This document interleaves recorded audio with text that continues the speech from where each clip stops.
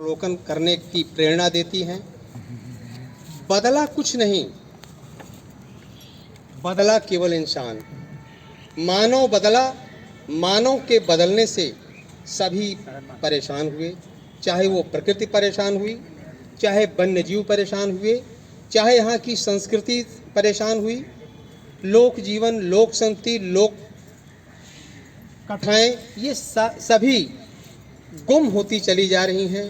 जिन लोक कथाओं, जिन लोक गाथाओं, जिन लोक गीतों से इस जनपद की पहचान थी, संभवतः वह पहचान आज कहीं न कहीं से गुम होने के कगार पर पहुंच रही है। अगर उसको जगाने का, उसको सुंदरतम सृजनात्मक बहाव में लाने का काम किया है तो इस गुप्तकाशी ट्रस्ट ने किया है। इसके लिए राजेश अग्रहरी जी और चौबे जी का मैं बहुत बहुत शुक्रगुजार हूँ कि आप सब ने निश्चित रूप से बहुत कुछ लोगों को बताने का, या अभी जो विधायक जी ने वादा किया कि इस जनपद को सुंदर स्वरूप देने का, ये प्रयास केवल एक व्यक्ति का नहीं, जन जन का जब प्रयास होगा, हर व्यक्ति के आत्मा का उद्गार होगा और हर व्यक्ति प्रयासरत होगा तो निश्चित रूप से हम आगे बढ़ेंगे, हमारा जनपद आगे बढ़ेगा।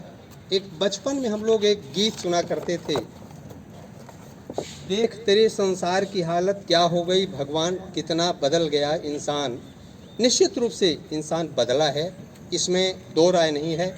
और हम तो ये जानते हैं कि जैसा आज मंथन का जो विषय रखा गया कि समस्या नहीं समाधान की बात की जाए, तो मैं तो ये जानता हूँ कि समस्या जहाँ से शुरू होती है समाधान भी वहीं से होता है। समस्या मानव से शुरू हुई और उसका समाधान मानव ही करेगा, और उसका जो समाधान निकलेगा वह सामाजिक सरोकारों को आगे बढ़ाएगा और सामाजिकता को आगे अग्रेसित करने में अपनी अग्रिम भूमिका में रहेगा। मैं बहुत कुछ, यहाँ पुष्कर जी बैठे हुए हैं, जब हमें आज़ादी मिली तो आज़ादी में पत्रकारों की, साहित्यकारों की भूमिका और स्वतंत्रता संग्राम सेनानियों की जो भूमिका रही, वो मानवीय मूल्यों के तहत मानवता की रक्षक और मानवता की प्राचीर बन करके वो उभरी थी। और हमें जब आज़ादी मिली तो उस आज़ादी में हम इतने प्रसन्न हो गए कि भाव विह्वल होकर के हमारे अंदर तमाम चीज़ें गुम हो गईं। बढ़ी क्या? हमारे अंदर द्वेष बढ़ा, ईर्ष्या बढ़ी, घृणा बढ़ी और परगुण ग्राहकता का घटाव हुआ।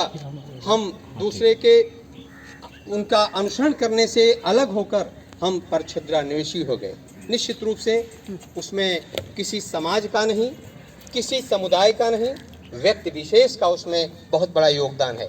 अगर हर व्यक्ति दूसरे को न देखकर केवल अपने को देखना शुरू करे तो मेरा पूरा दावा है कि वह राष्ट्र के प्रति, समाज के प्रति, सामाजिक सरोकारों के प्रति, संस्कृति के प्रति और पर्व त्योहारों के प्रति वह कितना समर्पित है। अगर इस बात का मूल्यांकन, मूल्यांकन, आत्मदर्शन, आत्ममंथन, आत्मचिंतन अगर करेगा तो दावा है कि फिर हमारी इस सर्वे भवन्तु सुखिनः सर्वे सन्तु निरामयाः के देश में फिर वही होगा और फिर वही शांति स्थापित होगी और आपस के कलुषित भावनाएं निश्चित रूप से समाप्त होंगी और हम फिर से विकास धारा में आप्लावित होने का पूरा प्रयास करेंगे। मैं आदमी के बदलाव पर मैं एक छोटी कविता मैं कहना चाहूँगा कि किस तरह से आदमी कितना बदल रहा है।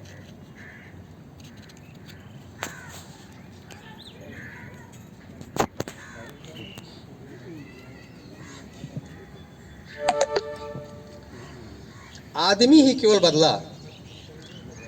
आदमी वो आदमी कहाँ गया वो आदमी, आदमी का नाम है रहा न आज आदमी। चौखटे पर अजनबी, रास्ते पर अजनबी, काफले हैं अजनबी, फासले हैं अजनबी, चल रहा है रात दिन अजनबी सा आदमी। कैसी भीड़ भाड़ है, कैसी मार धाड़ है, भेड़ों के झुंड सी कैसी घेर घार है। मुंह उठाए हर सुबह दौड़ता है आदमी, भागती ये गाड़ियाँ भागती सवारियाँ, प्रातः सायं राह पर भागते नर नारियाँ।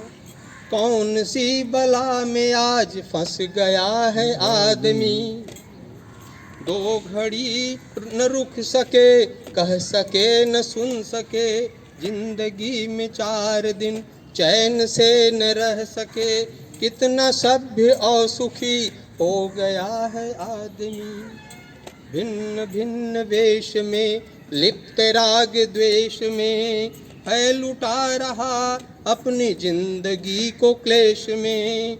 यंत्र सा जमीन पर जी रहा है आदमी, प्रीत प्यार नेह की न कामना रही कहीं, प्रेम त्याग की पवित्र भावना कहीं नहीं। स्वार्थ का प्रतीक आज बन गया है आदमी, जो कर्म के लिए जिया, जो कर्म धर्म के लिए मरा, जो आन के लिए मिटा, जो मान के लिए मरा। जो शांत सौम्य शिष्ट था, नेक धर्म निष्ठ था, मानवीय गुणों से वो आदमी विशिष्ट था, मानवीय गुणों से वो आदमी विशिष्ट था। रोटियों के ढेर में दब गया वो आदमी, लुप्त भारत भूमि से हो गया वो आदमी। भोग राज के लिए, भूख प्यास के लिए, देह तृप्ति के लिए, आदमी के खून पर पल रहा है आदमी। आदमी वो आदमी कहाँ गया वो आदमी।